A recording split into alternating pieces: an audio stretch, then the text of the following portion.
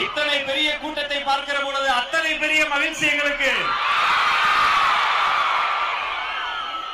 ஏற்காடு மலை போல உயர்ந்த கூட்டம், ஏழைகளின் கண்ணீரை துடைக்கின்ற கூட்டம், மேட்டூர் அணை போல நிறைந்துள்ள கூட்டம், மாங்கனி மாநகரின் பாசக்கார கூட்டம், தமிழக வெற்றி கழகத்தின் தன்மான கூட்டம், தமிழகத்தின் வருங்கால முதல்வர் தளபதியின் கூட்டம். இந்த அரங்கின் இரண்டு பக்கமும் 4 மருத்துவ முகாம் ஏற்பாடு செய்யப்பட்டிருக்கு. திரும்பிய திசையெல்லாம் தண்ணீர் வசதி இருக்கு. இன்றைய தினம் புனிதமான வெள்ளிக்கிழமையில் இந்த நிகழ்ச்சி ஏற்பாடா இருக்கிறதால தமிழக அரசியல் வரலாற்றில் கூட்டம் நடக்கும் அந்த இடத்திலேயே அன்பிற்கினிய கண்ணியமிக்க இஸ்லாமிய சொந்தங்கள் தொழுகை செய்வதற்காக ஆங்கூர் அரங்கமும் ஏற்பாடு செய்யப்பட்டிருக்கிறது. தமிழக வெற்றி கழகத்தின் சார்பில் உங்கள் அத்துணை பேரையும் வரவேற்பு செய்வதற்காக சேலத்தின் கழக மாவட்ட செயலாளர், சேலத்து இளம் சிங்கம் அண்ணன் தமிழன் பார்த்திபன் அவர்களை வருகிறவர்கள் வரவேற்கிறேன்.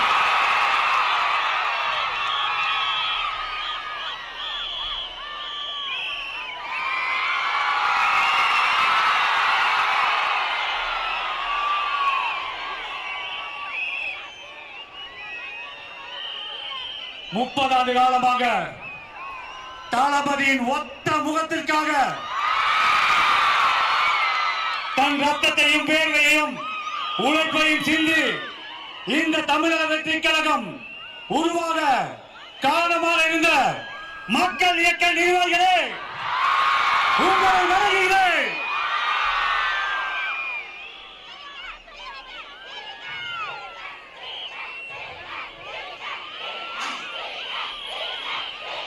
தமிழக வெற்றி கழகம், தமிழக வெற்றி கழகத்தின் ஆதிவேராகிய நகர ஒன்றிய பகுதி நிர்வாகிகளே, 2026 நம் கழக தலைவரை ஆட்சி பீடத்தில் அமர வைக்க இருக்கும் பூத் கமிட்டி நிர்வாகிகளே,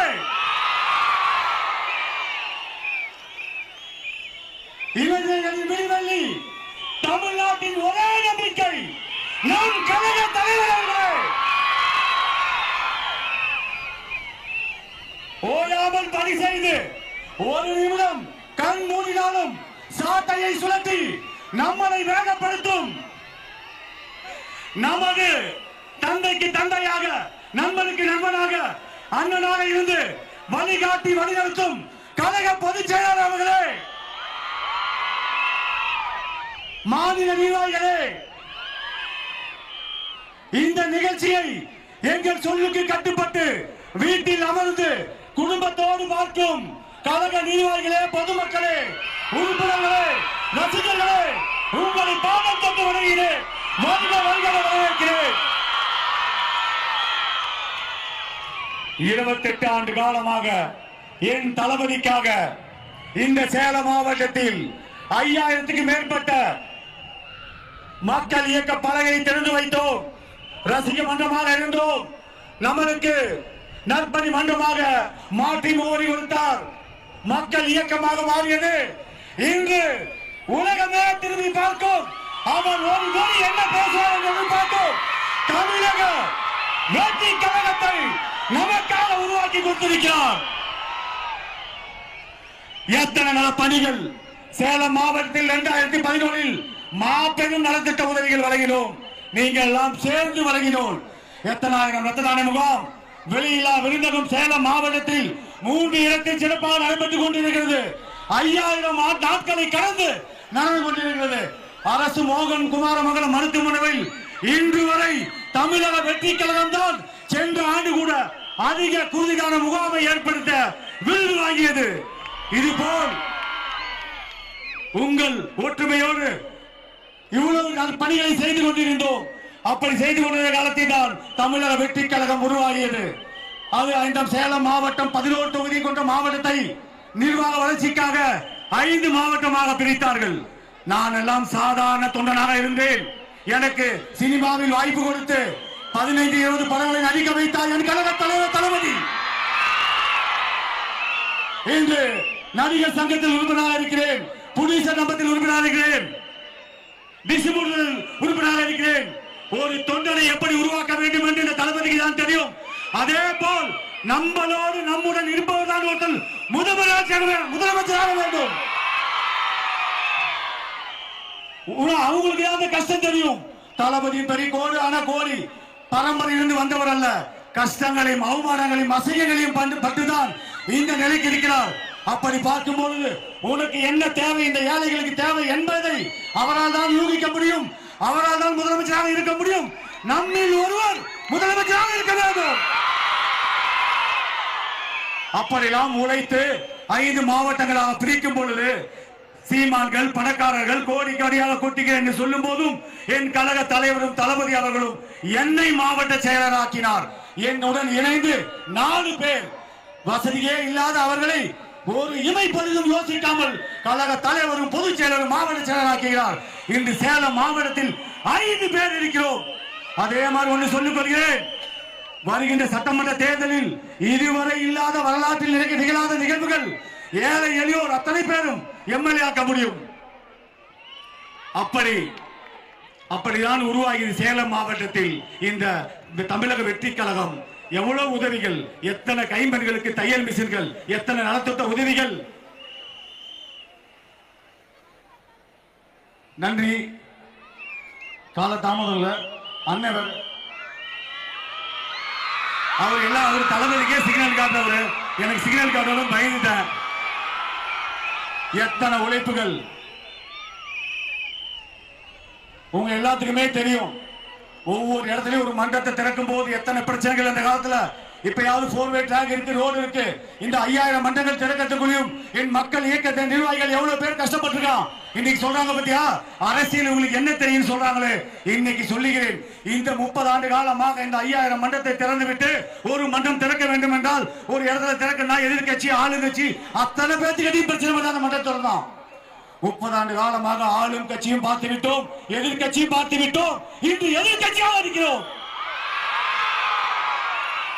2026 முதலமைச்சராக கழக தோழர்களே, உங்களுக்கெல்லாம் முன்னே ஒரு சொல்லிக் கொள்கிறேன், உங்களிடம் இருக்கும் தாழ்வு மனப்பானை தூக்கி எறியுங்கள்.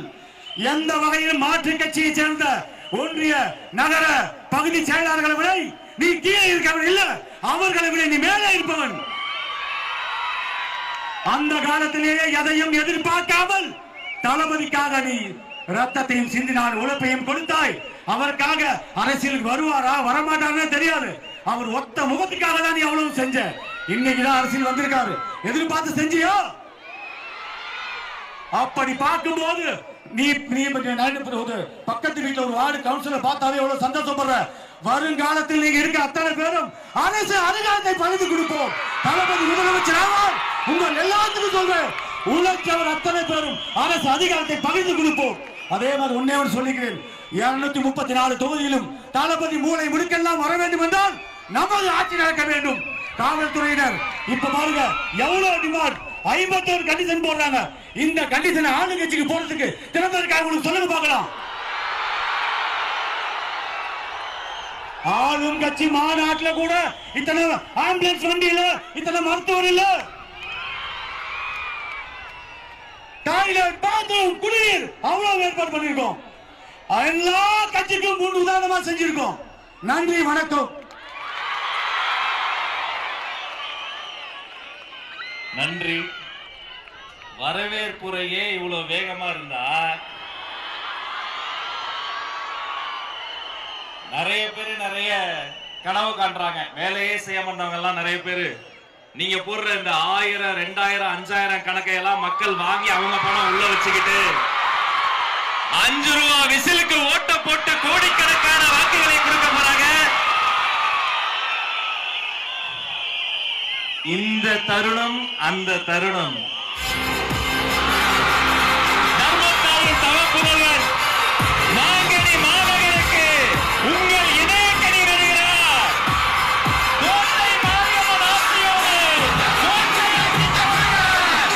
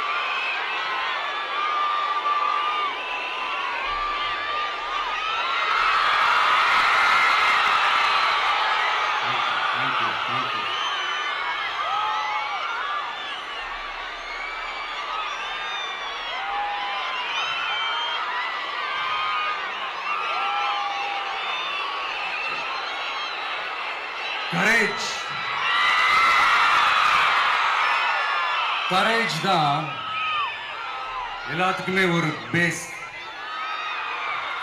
கரேஜ் தான் எல்லாத்துக்குமே ஒரு பவர். அப்படிப்பட்ட அந்த பவர் எதிலிருந்து ஆரம்பிக்கிறது தெரியுமா? நம்மள அண்டர் எஸ்டிமேட் பண்ற நேரத்துல, நம்மள ஒரு ஏளனமா பார்க்கிற நேரத்துல, நம்ம யாருன்னு ப்ரூவ் பண்ணி காட்டணும்னு ஒண்ணு தோணும். நம்ம யாருன்னு காட்டணும்னு ஒரு உத்வேகம் ஒண்ணு வரும். அப்படி ப்ரூவ் பண்ற அந்த பாயிண்ட் எதுல இருந்து ஸ்டார்ட் ஆகுது தெரியுமா?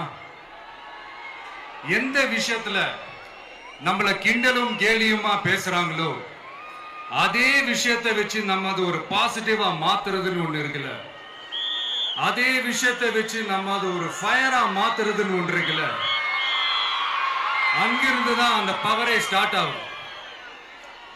அப்படிப்பட்ட அந்த உண்மையான அந்த பவரை சொல்ற அந்த பாயிண்ட்ல இருந்து ஆரம்பிக்கலாமா? ஏ விஜய், வீட்டை விட்டு வெளியே வா. ஏ விஜய், பணியூர் விட்டு வெளியே வா அப்படின்னு சொல்றவங்களுக்கு என் வீடு எதுன்னு தெரியுமா? முதல்ல என் வீடு எங்க இருக்குனாவது தெரியுமா? என சீண்டி பார்க்கறதா நினைச்சு கிண்டலும் கேலியுமா பேசுறவங்களுக்கு நான் சொல்றேன், இந்த தமிழ்நாடுன்னு சொல்றாங்களே, அது மத்தவங்களுக்கு வேணா ஸ்டேட்டா இருக்கலாம். ஆனா என்ன பொறுத்த வரைக்கும் என் தாய் நாடான தமிழ்நாடு தான் என் வீடு.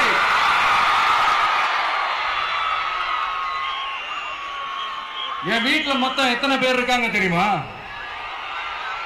8 கோடி பேர் இருக்காங்க.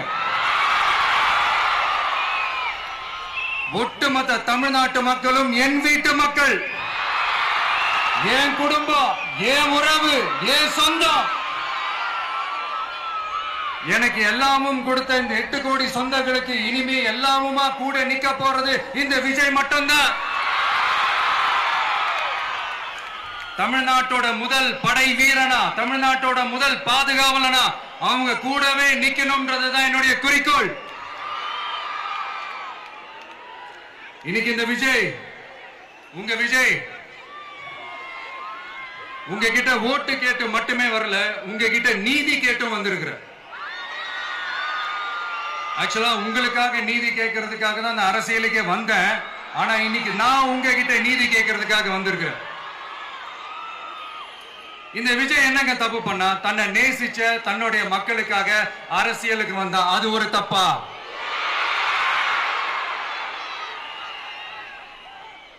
எல்லாத்தையும் ஒதுக்கி தள்ளிட்டு மக்களுக்காக மட்டுமே வந்த அது ஒரு தப்பா? இந்த மத்த கட்சிகளுக்கெல்லாம் மாநாடு நடத்துறதுக்கோ, பொதுக்கூட்டம் நடத்துறதுக்கோ, இல்ல ஹால் ஃபங்க்ஷன்ஸ் நடத்துறதுக்கோ பர்மிஷன் கொடுப்பாங்க, இடம் கொடுப்பாங்க. ஆனா நமக்கு மட்டும் இடம் கொடுக்க மாட்டாங்க, கொடுக்கவும் விட மாட்டாங்க. இது என்னங்க நியாயம்? நான் போய் மக்களை சந்திக்கிறதுக்கோ இல்ல மக்கள் வந்து என்ன சந்திக்கிறதுக்கோ ஒரு உரிய இடமோ இல்ல உரிய பாதுகாப்போ மத்த கட்சிகளுக்கு எல்லாம் கொடுப்பாங்க. ஆனா எனக்கு கொடுக்க மாட்டாங்க, கொடுக்கவும் விட மாட்டாங்க. இது என்னங்க நியாயம்? இந்த SOPs சொல்லுவாங்க, அதனுடைய ஃபுல் ஃபார்ம் வந்து ஸ்டாண்டர்ட் ஆபரேட்டிங் ப்ரொசீஜர். ஆனா எனக்கு மட்டும் அது ஸ்டாலின் சார் ஆபரேட்டிங் ப்ரொசீஜர். இது என்னங்க நியாயம்? இந்த விஜய் உண்மையானவன்றது உங்க எல்லாருக்குமே தெரியும். நமக்கு எதிராக சதி செய்யறது யாரு, நமக்கு எதிராக சூழ்ச்சி செய்யறது யாரு, நமக்கு எதிராக பழி போடுறது யாரு, யாரெல்லாம் ஒன்னா சேர்ந்து இதெல்லாம் செய்யறாங்கன்றது உங்க எல்லாருக்குமே நல்லா தெரியும். அதனால என்னோட சொந்தங்களாகிய உங்ககிட்ட வந்து நான் நீதி கேட்காம வேற யாருக்கிட்ட தான் போய் கேட்பேன்?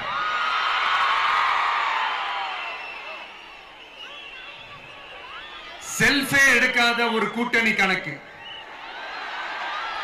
செல்ஃபே எடுக்காத ஒரு அறத பழைய அரித்மேட்டிக் கணக்கு, இதெல்லாம் வேலைக்கே ஆகாது. ஆணித்தரமா அடிச்சு சொல்றேன். அப்புறம் இந்த காசு கொடுத்து ஓட்டு வாங்கிடலாம்னு கனவு காண்றாங்கல்ல, அதுவும் இந்த விஜய் வந்ததுக்கு அப்புறம் நடக்கவே நடக்காது. வண்டி வண்டியா கொண்டாந்து கூட்டுவாங்க, 1000, 2000, 3000, 4000, 5000. சாமி மேல சத்தியெல்லாம் வாங்குவாங்க. அப்படிதான் இத்தனை வருஷமா உங்களை ஏமாத்தி இருக்கிறாங்க. வாங்கிக்கங்க, சந்தோஷமா வாங்கிக்கங்க. எல்லாம் உங்க பணம் தான். வாங்கிக்கிட்டு அவங்க காதிலே விசில முதி அனுப்புங்க. எப்படி? அவங்க செவிலே விசில முதி அனுப்புங்க.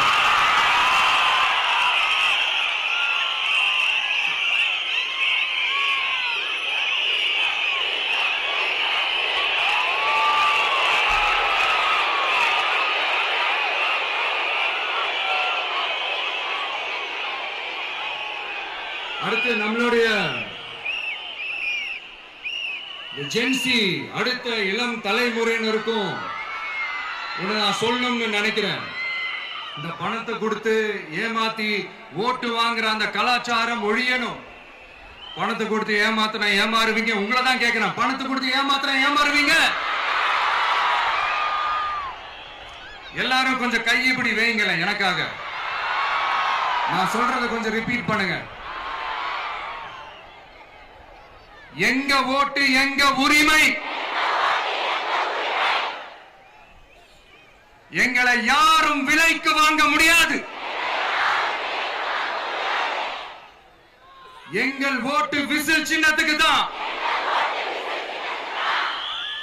வேற யாரையும் நம்பி ஏமாற மாட்டோம். தேங்க்யூ. கேட்டுச்சா சார்? இனிமே நீங்க கொள்ளையடிச்சு வச்சிருக்கிற பணம் எல்லாம் வேஸ்டா போகுது. குப்பையில தான் தூக்கி போடணும். உங்களுடைய இந்த ஊழல் ஆட்சியும் மக்கள் குப்பையில தான் தூக்கி போட போறாங்க. அடுத்து ஒவ்வொரு வீட்டில் இருக்கிற என்னுடைய குட்டி நண்பா நண்பீஸுக்கும் நான் சொல்லணும்னு நினைக்கிறேன். வீட்டுல டிவியில உட்கார்ந்து இந்த பிரச்சார மீட்டிங் எல்லாம் பார்த்துட்டு இருப்பீங்க. உங்களையும் உங்களுடைய ஃபியூச்சரையும் மைண்ட்ல வச்சுக்கிட்டு தான் நாம அரசியலுக்கே வந்திருக்கிறோம். அதனால எனக்காக நீங்க ஒண்ணு செய்யணும். தொடர்ந்து செஞ்சுக்கிட்டு தான் இருக்கிறீங்க. நான் நிறைய கியூட்டான வீடியோஸ்லாம் நான் பார்க்கிறேன். லைக் உங்க அம்மா அப்பா கிட்ட மைக்க நீட்டி யாருக்கு ஓட்டு போடுவீங்கன்னு கேட்டா பின்னாடி இருந்த அந்த பையன், அம்மா விஜய்னு சொல்லுவா, அப்பா விஜய்னு சொல்லுப்பா அப்படின்னு நிறைய அந்த கியூட்டான வீடியோஸ் எல்லாம் பாக்குறேன். அதை தொடர்ந்து தயவு செஞ்சு அதை தொடர்ந்து கண்டினியூ பண்ணுங்க. உங்க வீட்டுல இருக்கிற உங்களுடைய அப்பா அம்மா தாத்தா பாட்டி பெரியப்பா பெரியப்பா சித்தி சித்தப்பா அத்தை மாமா ஓட்டு போடுற வயசுல இருக்கிற அண்ணன் அக்கா எல்லாரையும் விசில் சின்னத்துக்கு ஓட்டு போட சொல்லுங்க. விசில் சின்னத்துக்கு ஓட்டு போட வைங்க.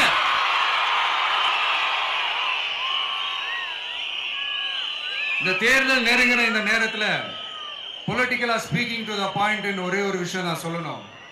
நாங்க அரசியலுக்கு வந்தது எந்த கட்சியும் ஒழிக்கிறதுக்கோ அழிக்கிறதுக்காகலாம் நாம அரசியலுக்கு வரல. யார் மேலேயும் தனிப்பட்ட ஒரு வன்மமோ இல்ல தனிப்பட்ட கோபமோ அப்படிலாம் யார் மேலேயும் கிடையாது. இந்த மத்தவங்க மாதிரி இந்த வெறுப்பு அரசியல் பண்றதுக்காகலாம் நாம அரசியலுக்கு வரல. அரசியல் ரீதியா நம்மளுடைய எதிரிகள் யாருன்னு டிக்ளேர் பண்ணிட்டு தேர்தலில் நின்று ஜெயிச்சு மக்களுக்காக எங்களுடைய நன்றி கடனை செலுத்துறதுக்காக தான் நாம அரசியலுக்கே வந்திருக்கோம். Just want to make this clear. அவங்களை கேள்வி கேட்கறதுக்கு முன்னாடி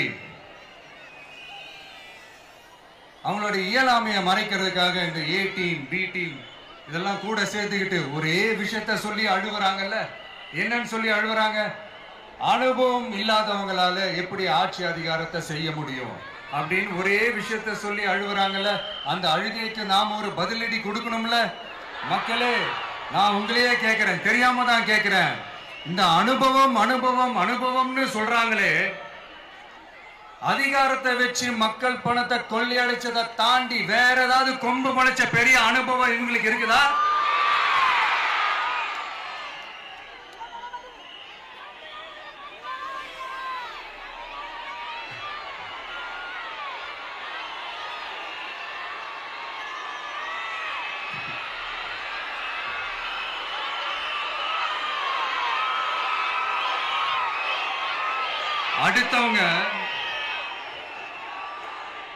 அடுத்தவங்க ஆரம்பிச்ச அரசியல் கட்சியில, அடுத்தவங்களுடைய அட்ரஸ்ல அரசியல்வாதிகளா இருந்துட்டு இருக்கிற இவங்க எல்லாருக்கும் ஒரு சவால்.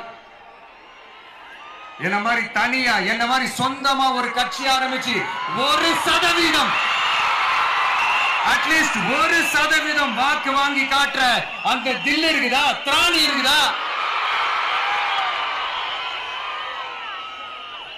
30 வருஷமா மக்கள் இயக்கமா இருந்து இன்னைக்கு மிகப்பெரிய ஒரு அரசியல் கட்சியா வளர்ந்து இந்த கூட்டணி கட்சிகள் மட்டுமே நம்பி இருக்கிற 75 வருஷ கட்சி, 50 வருஷ கட்சின்னு இன்னைக்கு ஆட்சி அதிகாரத்துல இருந்துட்டு இருக்கிற இவங்க எல்லாரையும் மீறி இன்னைக்கு களத்துல தனியா நின்னு இந்த 2 வருஷத்துல முதன்மை சக்தியா வளர்ந்து 30% தாண்டி இன்னைக்கு மக்கள் ஆதரவை பெற்றிருக்கிற நமக்கு அனுபவம் இல்லையா?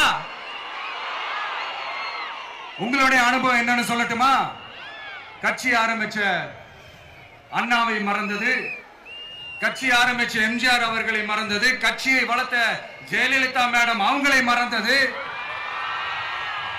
இவங்க எல்லாரும் சொன்ன விஷயங்கள், பேசின விஷயங்கள், எதையெல்லாம் ஃபாலோ பண்ணணும்னு சொன்ன விஷயங்கள் எல்லாத்தையும் மறந்தது.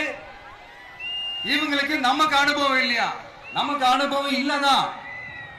கொள்ளை அடிக்கிறதுல எங்களுக்கு அனுபவம் இல்லதான். அதெல்லாம் எங்களுக்கு சுட்டு போட்டாலும் வராது. இந்த கொள்கையை பேருக்கு மட்டும் வச்சுக்கிட்டு நேரடியா சரண்டர் ஆகிறது, மறைமுகமா சரண்டர் ஆகிறது, இந்த மாதிரி அனுபவம் நமக்கு இல்லதான். அதுவும் நமக்கு சுட்டு போட்டாலும் வராது. மக்களை நேசிக்கிற நல்ல குணம் இருந்தா போதும்யா, நல்ல சூப்பரான ஒரு நல்லாட்சி கொடுக்கலாம். நல்லாட்சி கொடுக்கிறதுக்கு மெத்த படிச்ச மேதாவிகளா இருக்கணும்லாம் ஒன்னும் அவசியம் இல்ல. காமராஜர் அவர்கள் மாதிரியோ, எம்ஜிஆர் அவர்கள் மாதிரியோ மக்கள் சக்தியின் துணையால, மக்கள் மேல அக்கறையா இருக்கக்கூடிய நல்ல அதிகாரிகளின் துணையால சூப்பரான ஒரு நல்லாட்சி என்னால கொடுக்க முடியும், செஞ்சு காட்டுறேன்.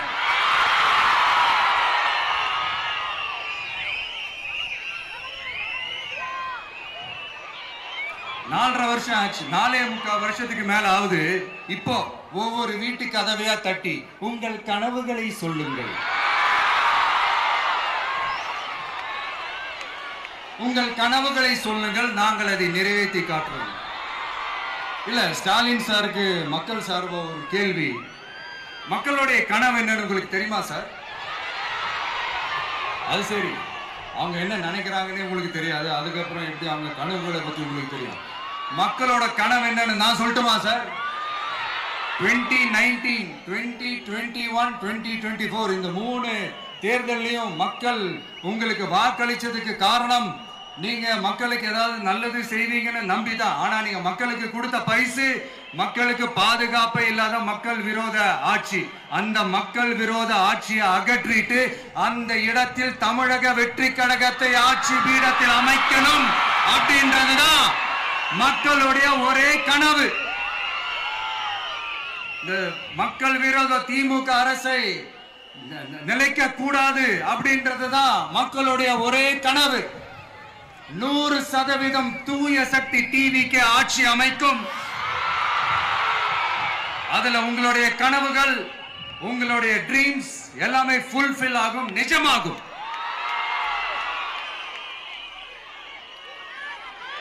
தமிழ்நாடு எப்பவுமே டெல்லிக்கு அவுட் ஆஃப் கண்ட்ரோல் அப்படின்ட்டு ஸ்டாலின் சார் அடிக்கடி சொல்லுவாங்க. ஸ்டாலின் சார் எது எதுலாம் அவுட் ஆஃப் கண்ட்ரோல் இப்ப நான் கொஞ்சம் சொல்லட்டுமா? முதல்ல சட்டம் ஒழுங்கெல்லாம் அவுட் ஆஃப் கண்ட்ரோல், பெண்கள் பாதுகாப்புல அவுட் ஆஃப் கண்ட்ரோல், இளைஞர்கள் வேலை வாய்ப்புல அவுட் ஆஃப் கண்ட்ரோல், மொத்தத்தில் அவரோட ஆட்சியே ஒரு அவுட் ஆஃப் கண்ட்ரோல். இந்த வருஷம் பிகினிங்ல சட்டசபையில பேசும்போது சொல்றாங்க, மக்கள் எல்லாரும் ரொம்ப மகிழ்ச்சியா இருக்கிறாங்க, அதனால நானும் ரொம்ப மகிழ்ச்சியா இருக்கிறேன் அப்படின்னு. மக்கள் சந்தோஷமா இருக்கிறத பார்க்கிறது கூட ஒரு சந்தோஷம் தான் சார், அது யாரும் இல்லைன்னு சொல்லல. அப்படி உண்மையிலேயே மக்கள் உண்மையிலேயே சந்தோஷமா இருக்கிறாங்க அப்படின்னா ஏன் சார் விவசாயிகள் போராட்டம் நடக்குது? ஏன் சார் மீனவர்கள் போராட்டம் நடக்குது? ஏன் தொழிலாளர்கள் போராட்டம் நடக்குது? தூய்மை பணியாளர்கள் போராட்டம் ஏன் நடக்குது? அங்கன்வாடி ஊழியர்கள் போராட்டம், செவிலியர்கள் போராட்டம், மருத்துவர்கள் போராட்டம், மாற்றுத்திறனாளிகள் போராட்டம், அரசு ஊழியர்கள் போராட்டம், ஆசிரியர்கள் போராட்டம், இடைநிலை ஆசிரியர்கள் போராட்டம், பகுதி நேர ஆசிரியர்கள் போராட்டம். இதெல்லாம் உங்க ஆட்சியில மக்கள் மகிழ்ச்சியா இருக்காங்கன்றதுக்காக நடக்கிற போராட்டமா சார்? எனக்கு தெரிஞ்சு மக்கள் சந்தோஷமா இருக்கிறாங்கன்னா பொங்கல் வச்சு கொண்டாடுவாங்கன்னு கேள்விப்பட்டிருக்கேன். உங்க ஆட்சியில தான் போராட்டம் நடத்தி அவங்களுடைய மகிழ்ச்சியை வெளிப்படுத்துறாங்கன்னு நினைக்கிறேன். இன்னும் தீரவே தீராத பிரச்சனைகள்னா இருக்கிற இடம் பிரச்சனை, பார்க்கிற வேலை பிரச்சனை, பண்ற தொழில் பிரச்சனை, விலைவாசி பிரச்சனை, தண்ணி பிரச்சனை, பஸ் வசதி இல்லைன்ற பிரச்சனை, ரோடு சரியில்லைன்ற பிரச்சனை, ஆஸ்பத்திரி சரியா இல்லைன்ற பிரச்சனை. இப்படி எல்லாம் ஒரு அடிப்படை விஷயங்களே பிரச்சனையா இருந்தா அப்ப ஆளுங்கட்சின்னு ஒண்ணு எதுக்குதான் இருக்கிறாங்க அப்படின்னு தானே மனசுல தோணும் மக்களுக்கு. ஆட்சிக்கு வர்றதுக்கு முன்னாடி தான் பொய்யா அடிச்சு விட்டீங்க. இப்ப ஆட்சியை விட்டு போகும்போது கூட பொய்யா பேசுறீங்களே சார், என்ன சார் இது? மாத்தி மாத்தி பேசுறதுல நீங்க வேற லெவல் தான் சார். ஆட்சிக்கு வந்த அடுத்த வருஷமே 2022ல 70% வாக்குறுதிகளை நிறைவேற்றிட்டோம்னு சொன்னாங்க. அப்புறம் போன வருஷம் 90% வாக்குறுதிகளை நிறைவேற்றிட்டோம்னு சொன்னாங்க. அப்புறம் இந்த வருஷம் 505 வாக்குறுதிகளை 404 வாக்குறுதிகளை நிறைவேற்றிட்டோம். கிட்டத்தட்ட ஒரு 80% வாக்குறுதிகளை நிறைவேற்றிட்டோம்னு சொன்னாங்க. முதல்ல 70, அப்புறம் 90, அப்புறம் 80. இன்னும் தேர்தல் நெருங்க அது 60, 50, 40, 30, 20ல போய் நிக்கும்னு நினைக்கிறேன். அதையும் அவரே அறிவிப்பாரா என்னமோ எனக்கு தெரியல. முதல்வர் ஸ்டைல்லையே சொல்லணும்னா, பொய்யிலேயே பிறந்து பொய்யிலேயே வளர்ந்த புலவர் பெருமானே, கொஞ்சம் அத திருத்தி சொல்றேன், புலுகர் பெருமானே. அது இன்னும் பொருத்தமா இருக்கு. அவருடைய அண்ட புழுகு, ஆகாச புழுகு என்ன தெரியுமா? பெண்களுக்கு பாதுகாப்பு தமிழ்நாட்டில் எங்க போனாலும் கொட்டி கிடக்குதான். அப்படி அது உண்மைனா அண்ணா யூனிவர்சிட்டி அந்த பொண்ணுக்கு ஏன் சார் அப்படி ஒரு கொடுமை நடந்துச்சு? கோவை கல்லூரி பெண்ணுக்கு ஏன் சார் அப்படி ஒரு கொடுமை நடந்துச்சு? பெண் குழந்தைகள் பாதிக்கப்படுறதா கிட்டத்தட்ட 1000க்கும் மேலான போக்சோ கேசுகள் ஏன் சார் பதிவானுச்சு? போதைப் பொருள் கலாச்சாரம் கண்ட்ரோலே இல்லாம அது பாட்டுக்கு தாறுமாற எங்கேயோ போய்கிட்டு இருக்கு. வயலன்ஸ் எல்லாம் தலைவிரிச்சு ஆடுது.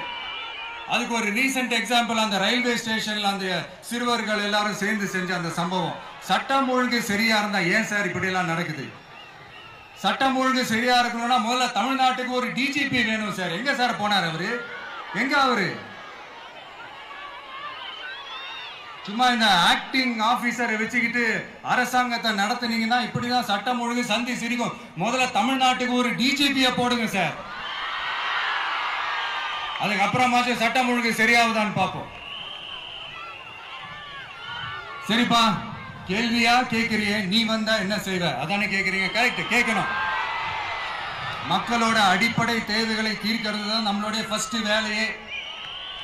அதை தீர்க்கிறதுக்கான அந்த தேடி போறது, அதோட சொல்யூஷனை தேடி போறது தான் நம்மளுடைய ஃபர்ஸ்ட் அஜெண்டாவே. கொஞ்சம் வெயிட் பண்ணுங்க. தேர்தல் அறிக்கை ரெடி ஆயிட்டு இருக்கு. தெளிவான ஒரு தேர்தல் அறிக்கையாவது வரும். என்ன நம்புற உங்களை நான் டிசப்பாயிண்ட் பண்ணவே மாட்டேன்.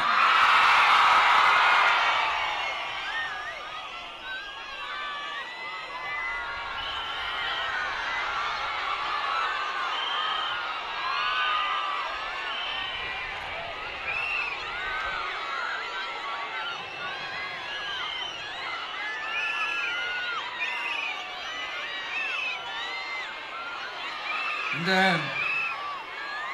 சும்மா ஆட்சிக்கு வரணும்ன்றதுக்காக இந்த நடைமுறைக்கு சாத்தியமே இல்லாத இந்த மாதிரி விஷயங்கள் எல்லாம், வாக்குறுதிகளை நான் என்னைக்குமே கொடுக்கவே மாட்டேன். அதே மாதிரி ஆட்சிக்கு வந்ததுக்கு அப்புறம் கூட அவங்க அது தரல, இவங்க இது தரல அப்படின்லாம் பம்மிக்கிட்டு இல்லாம உங்களுக்காக எந்த எக்ஸ்ட்ரீமுக்கும் போய் நான் போராடவும் தயாரா இருக்கிறேன். அதனால நான் மறுபடியும் இதை நான் ரிப்பீட் பண்றேன். இவ்வளவு நாள் இதை நான் மட்டும் தான் சொல்லிக்கிட்டு இருந்தேன். இப்ப களமே சொல்லுது, ரெண்டே 2 பேருக்கு நடுவுல தான் போட்டியே.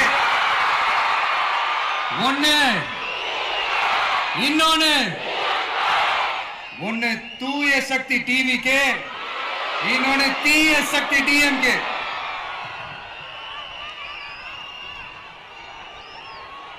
இப்ப நம்ம இந்த எலெக்ஷன் விஷயத்துக்கு வருவோம். விஜய் என்னப்பா இவரை மட்டும் தான் எதிர்க்கிறாரு, இவங்களை எதிர்க்க மாட்டேன்றாரு, அவங்கள பத்தி எதுவுமே சொல்ல மாட்டேங்கிறாரு. இல்ல நான் கேட்கிறேன், இது யாருக்கான எலெக்ஷன்? தமிழ்நாடு சட்டசபைக்கான ஒரு தேர்தல். இப்ப இங்க யார் ஆட்சியில் இருக்கிறா? யாரு பொய்யா வாக்குறுதிகளை கொடுத்து மக்களை ஏமாத்துறது? யாரு மக்கள் விரோத ஆட்சியை நடத்துறது? அப்ப இங்க யாரை அகற்றணும்? இந்த மக்கள் விரோத திமுக அரசை அகற்றணும்னா நம்ம யாரை எதிர்க்கணும்? எதுக்கு தேவையில்லாம பல முறை மக்கள் ஆல்ரெடி டிலீட் பண்ணவங்களை எதுக்கு நம்மளுடைய கான்சென்ட்ரேஷன், நம்மளுடைய டார்கெட் திமுகன்றப்போ டார்க்னஸ் குள்ள எதுக்கு கல்லெறியணும்? இங்க மக்களை விரும்புற விஜய் வேணுமா, இல்ல மக்கள் விரோத ஆட்சி நடத்துற ஸ்டாலின் சார் வேணுமா? அவ்வளவுதான் இந்த தேர்தலே. இதுக்கு நடுவுல வேற யாருமே கிடையாது. புரியுதுங்களா உங்களுக்கு? என் நெஞ்சில் குடியிருக்கும் சேலம் மக்களே,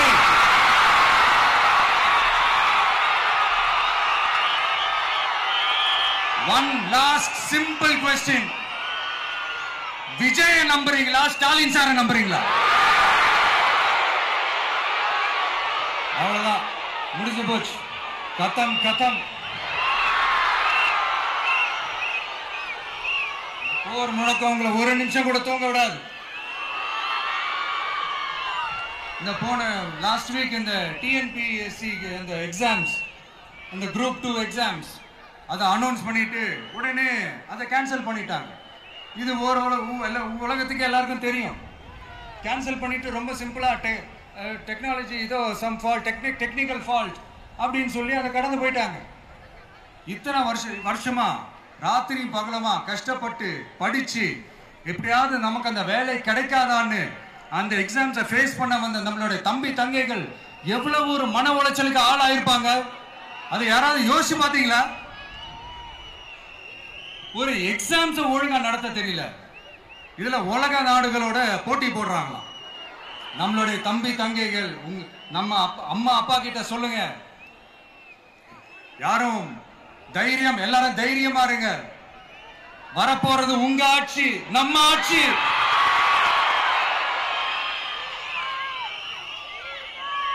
அதனால இந்த மாதிரிலாம் எதுவும் நடக்காம சமூக நீதிக்கான ஒரு நல்ல ஆட்சியை அமைப்போம்.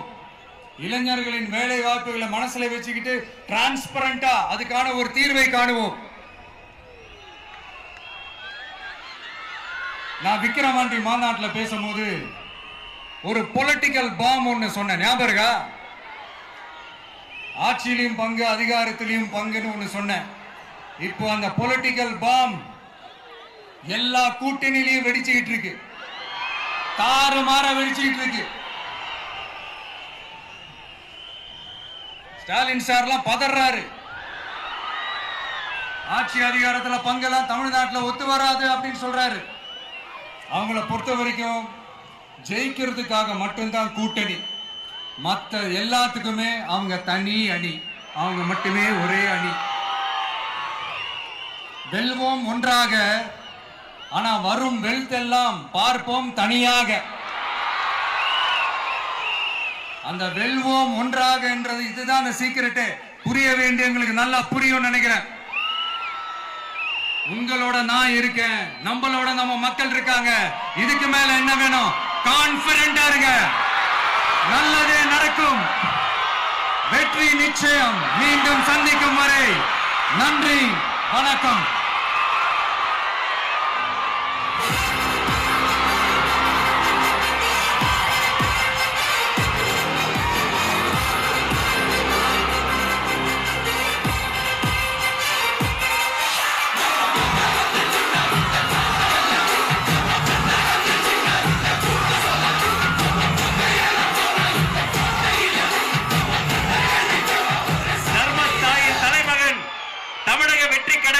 தலைவர் வெற்றி தலைவர் அவர்களுக்கு சேலம் கழக மாவட்ட செயலாளர்கள் உங்கள் சார்பில் நிறைவு பரிசு வழங்க மேடைக்கு வருகிறார்கள். சேலத்து இளம் சிங்கம் தமிழன் பார்த்திபன்.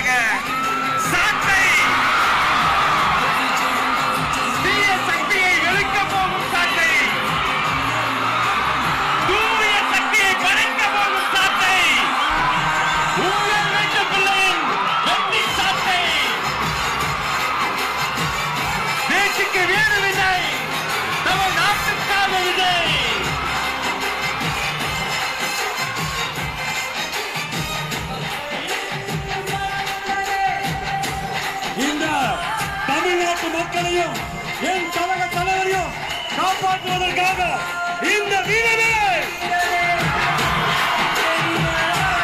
ஊழல் சக்திகளை ஓங்கி அடிக்க கோட்டை விலகுவோம். ஊழல் சக்திகளை நல்வாழ்த்தி தருவோம். நன்றி. கழக மாவட்ட செயலாளர்களுக்கு நன்றி.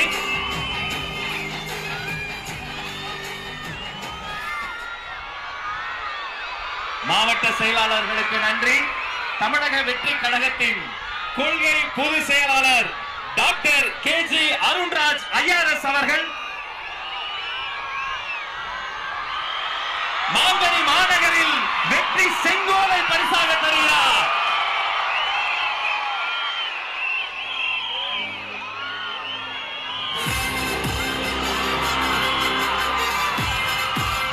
அந்த வெள்ளி செங்கோலோடு சேர்த்து மக்களின் சார்பில் மாங்கனி மாநகரில் மாவட்ட கழக செயலாளர் மக்கள் சார்பில் பொன்னிற செங்கோலையும் தருகிறார். இரட்டை செங்கோல், இரட்டை போர் யானை போல் இரட்டை செங்கோல்.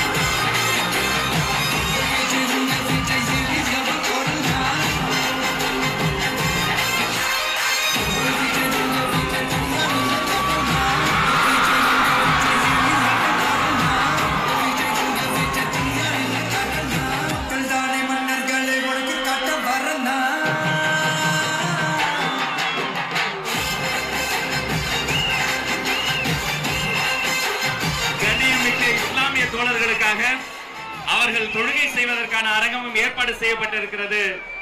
இத்தனை நேரம் பொறுமை காத்து எங்களோடு இணைந்திருந்த அத்தனை சொந்தங்களுக்கும் நன்றி. நன்றி. வெற்றி. வணக்கம்.